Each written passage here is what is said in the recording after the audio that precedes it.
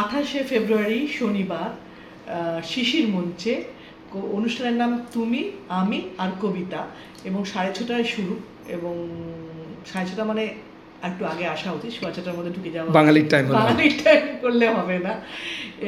তাতে আমার কবিতা আমি পাঠ করবো এককভাবে।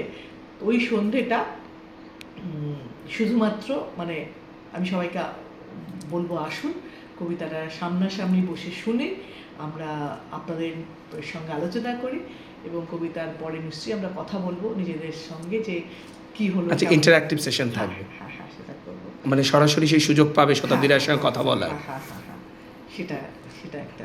তাহলে আমি বলবো তুমি আমি কবিতা এবং না না, তুমি আমি আর কবিতা।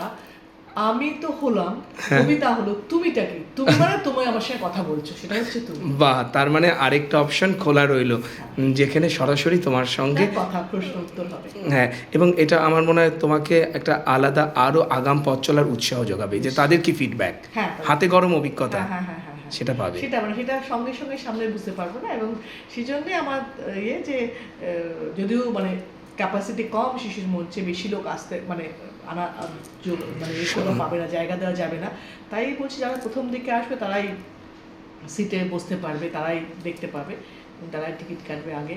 তার জন্য আমি বলবো যে আমার সন্ধ্যেবেলাটা চাই সবার সঙ্গে দেখা। শুরুটা শিশির মঞ্চ দিয়ে হোক, আগামীতে আরো বড় মঞ্চ হবে। করা যাবে।